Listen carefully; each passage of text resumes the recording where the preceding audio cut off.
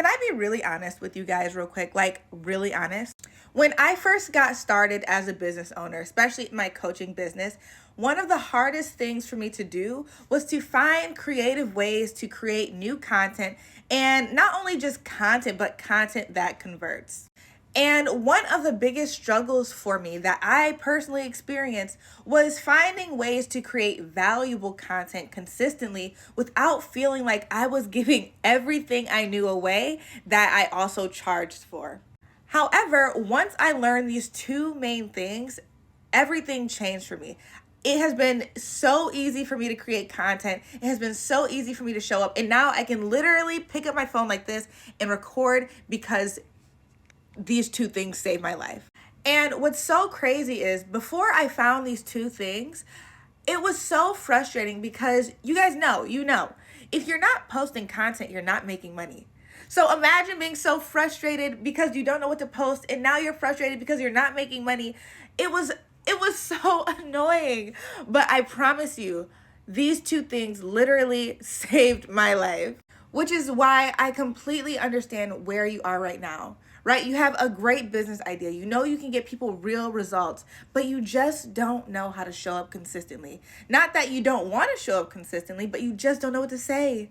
You don't know what to post. You don't know what to do. So I want to share with you these two tips that literally saved my life, saved my business, so that you can start literally today, not tomorrow, today, take these tips and start applying them so that you can have valuable content ideas, valuable information, valuable things to give to your audience so that you can start converting your followers into paying customers. So let's get into it.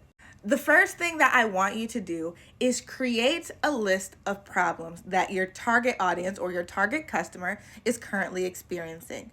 What you will realize is that when you build out this list of problems, you're able to see where everyone's pain points are, right? You have over 15 to 30 to 40 different pain points. And I want you to be as detailed as possible. This is the key point. Be as detailed as possible. And this might even require you to go ask your clients. Do some customer research, put out some questionnaires to figure out what are these people actually struggling with, right? Because that's where the value is. That is where the value is. And the main reason why this is so valuable is because people are actively looking for solutions to their problems. So if you have a full list of problems, then you can break them down into their small nuances, right? You can get very clear on what it takes to solve each one of those problems. And then guess what? You talk about it.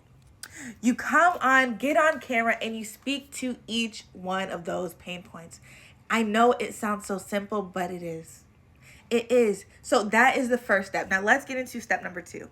The second tip that I want to give you is it's going to seem so simple. It's going to seem so simple, but let me tell you, once you do it, you're going to come back, you're going to run back, and you're going to be like, Lauren, thank you so much. And I'm like, you're welcome.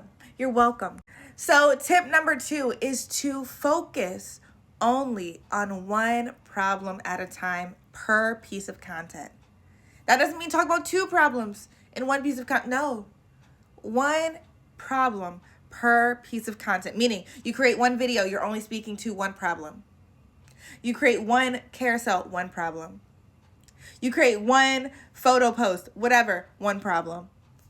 Every piece of content you create should only be focused on one problem. And what you do with that problem is you elaborate. Now, what do you do after you elaborate, or how do you elaborate? So there's 3 main ways that I like to elaborate in my content. And I do it like this. Number 1, I either focus on my own personal experiences, right? Because that's where credibility comes from. And as a coach or as a service provider, you need to show that you know what you're talking about. You're setting yourself up as an authority in your field. How do you know what you're talking about? Personal experience, right? So you can use yourself as an example. Number 2, as a coach or a service provider, you can use client testimonials or use experiences of your clients. Tell the story. How did you help your client get the transformation? What pain points did your client go through that you helped them through, right? That is valuable information. That is helping people and helping new followers see that, again, you are capable, and then also helping them see that the solution they're looking for is valid, right?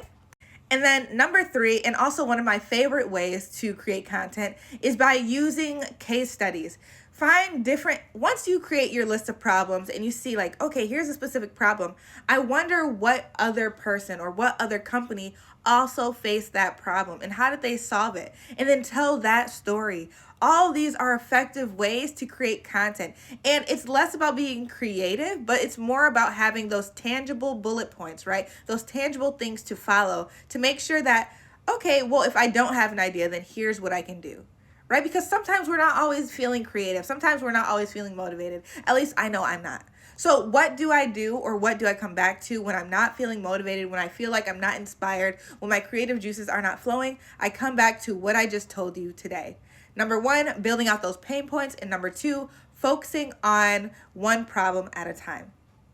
This is the most simple way to create content. This is the way that you will start creating content that will generate consistent leads for your business so that you can start converting those leads into paying customers.